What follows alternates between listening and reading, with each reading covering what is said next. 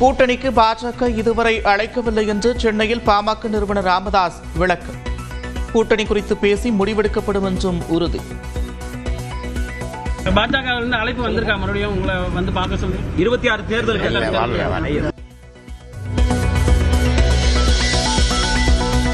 முகுந்தன் விவகாரம் முடிந்து போன பிரச்சனை என்று ராமதாஸ் கருத்து. இனி நடக்க இருப்பதை பார்ப்போம் என்றும் பேட்டி.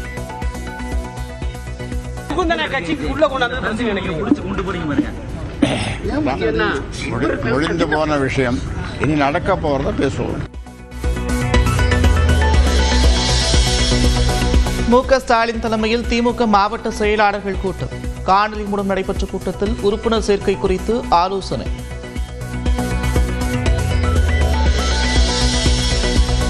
எடப்பாடி பழனிசாமி தான் தங்களது அணிக்கு வந்திருப்பதாக அமமுக பொதுச் செயலாளர் டிடிவி தினகரன் கருத்து. திமுகவை வீழ்த்த அதிமுகவுடனான பங்காளி சண்டையை ஒத்திவைத்திருப்பதாகவும் நியூஸ் 18க்கு பேட்டி. ஏற்கனவே பங்காளி சண்டை இருக்கு, அதை வச்சுதான் கேட்குறீங்க. எங்களை பொறுத்தவரை இந்த சண்டையெல்லாம் ஓரமா வச்சுட்டு அதெல்லாம் பின்னாடி தேர்தல் முடிஞ்சு திமுகவை வீழ்த்தி விட்டு பார்த்துக் கொள்ளலாம்.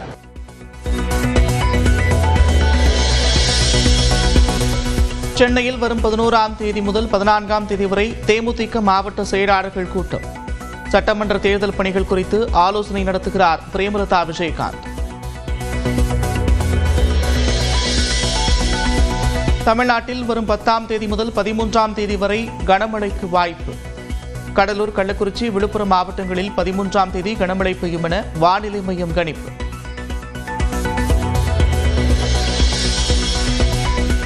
தமிழ்நாடு, புதுச்சேரியில் இன்று முதல் 3 நாட்களுக்கு மிதமான மழைக்கு வாய்ப்பு. இன்றும் நாளையும் வெப்பநிலை இயல்பை விட 3 டிகிரி செல்சியஸ் வரை அதிகரிக்கும் என்றும் கணிப்பு.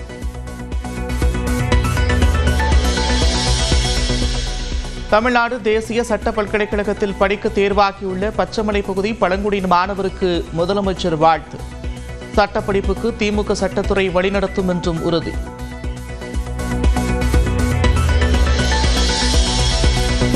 இரண்டு நாள் பயணமாக மத்திய உள்துறை அமைச்சர் அமித்ஷா இன்று மதுரை வருகிறார். அமித்ஷாவை அன்புமணி சந்திப்பது குறித்து இதுவரை எந்த திட்டமும் இல்லை என்று தமிழ்நாடு பாஜக தலைவர் நயினார் நாகேந்திரன் விளக்கம். சார், அன்புமணி ராமதாஸ் சந்திக்க வாய்ப்பு இருக்கா மதுரையில் அமித்ஷா இருக்கும்? இல்லை, அது குறித்து இதுவரைக்கும் எந்த முடிவும் இல்லை. தமிழர்களின் கலாச்சாரத்தை மற்ற மாநில மக்கள் அறிந்து கொள்வதற்காக முருகர் மாநாடு நடத்தப்படுவதாக மத்திய இணையமைச்சர் எல்முருகன் கருத்து. பிரித்தாளும் கொள்கையை பாஜக கடைபிடிப்பதாக செல்வ பெருந்தகை விமர்சனம்.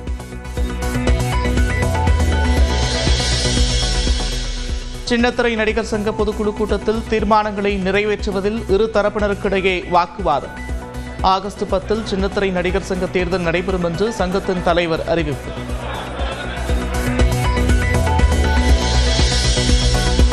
தஞ்சை விக்கிரவாண்டி தேசிய நெடுஞ்சாலையில் புதிதாக சுங்கச்சாவடியை திறக்கிறது தேசிய நெடுஞ்சாலை ஆணையம்.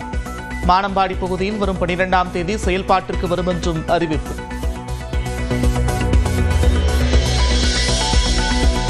பெங்களூரு கூட்ட நெரிசலை தொடர்ந்து கர்நாடக கிரிக்கெட் சங்க செயலாளர் மற்றும் பொருளாளர் ராஜினாமா. 11 பேர் உயிரிழப்பு சம்பவத்திற்கு பொறுப்பேற்பதாக கூறி சங்க தலைவருக்கு கடிதம்.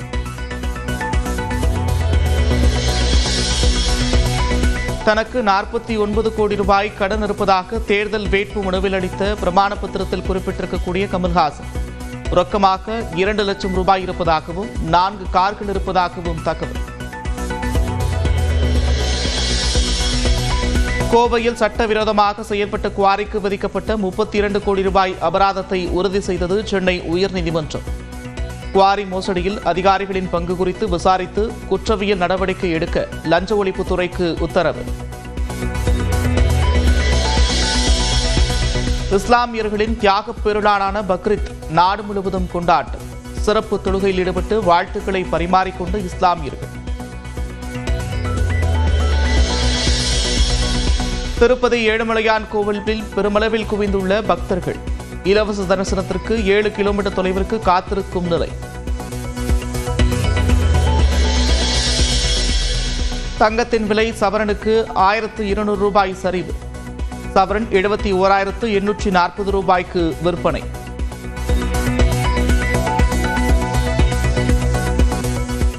புதிய உறுப்பினர்கள் சேர்க்கை தொடர்பாக திமுக மாவட்ட செயலாளர்கள் தொகுதி பார்வையாளர்களுடன் அக்கட்சியின் தலைவரும் முதலமைச்சருமான மு.க.ஸ்டாலின் காணொலி காட்சி வாயிலாக ஆலோசனை நடத்தினார்.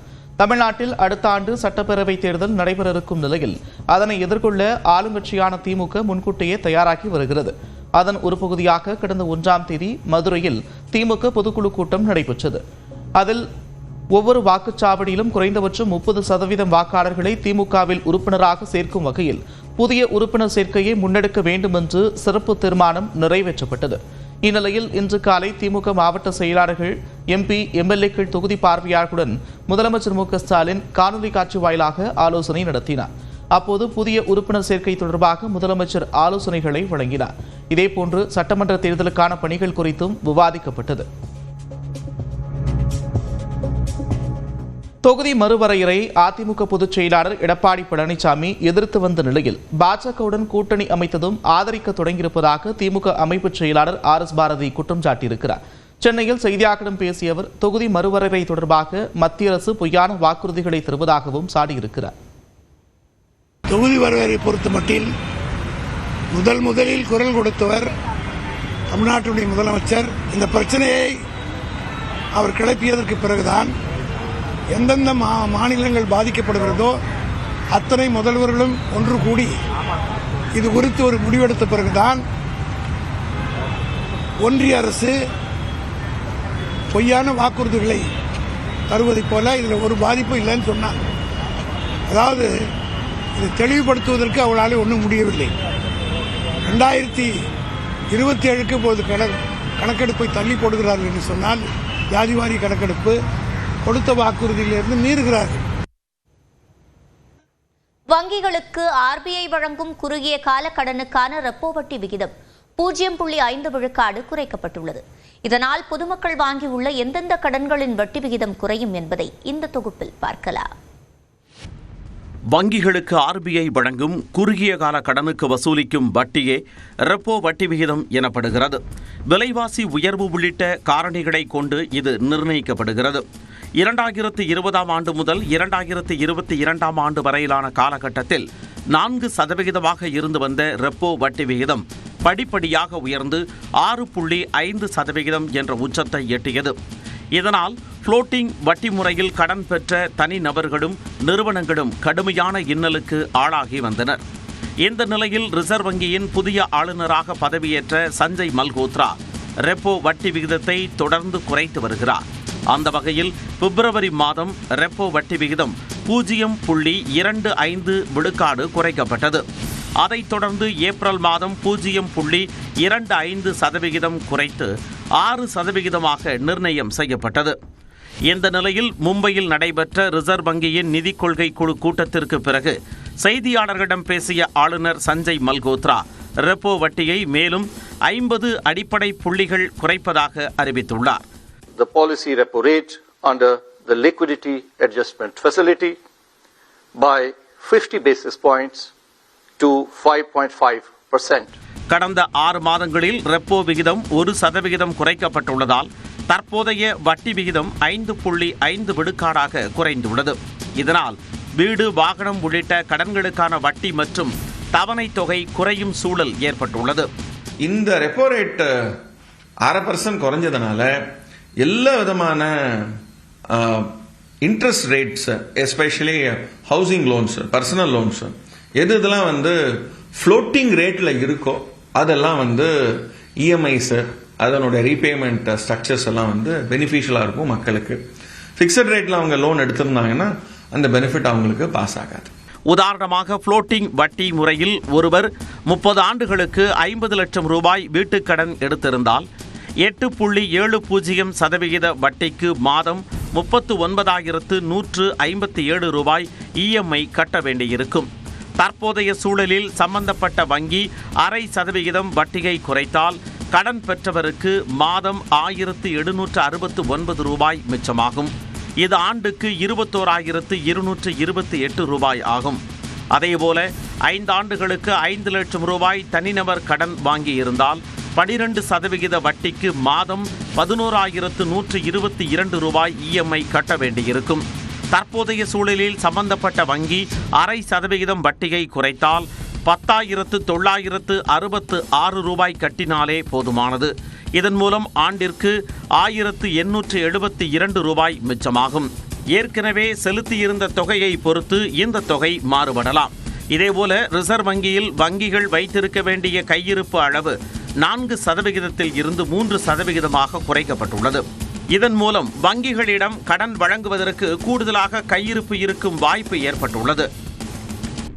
500 ரூபாய் நோட்டுகள் செல்லாமல் போகிறதா? ஆர்பிஐ என்ன சொல்கிறது? வரைகலை வடிவில் பார்க்கலாம்.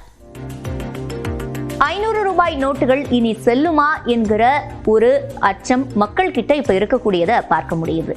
இதுக்கு என்ன காரணம்? இது தொடர்பா என்ன விளக்கம் அளிக்கப்பட்டிருக்கு அப்படின்றத பார்க்கலாம்.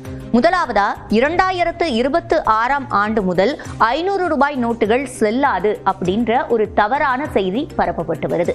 இதற்கு உரிய விளக்கத்தை, அதாவது ஃபேக்ட் செக் பண்ணக்கூடிய press information bureau fact check பண்ணி அதற்கான பதிலை அளிச்சிருக்காங்க. இது ஒரு பொய் செய்தி தான். வேறு ஒரு விஷயமா அனுப்பப்பட்ட அறிக்கை தவறா புரிந்து கொள்ளப்பட்டிருக்கு. 500 ரூபாய் நோட்டுகள் இனி ஏற்றுக்கொள்ளப்படும் அப்படின்றத அவங்க உறுதி பண்ணியிருக்காங்க. சரி, என்ன நடந்தது? எது தொடர்பா அறிக்கை வெளிவந்தது அப்படின்னு பார்த்தோம்.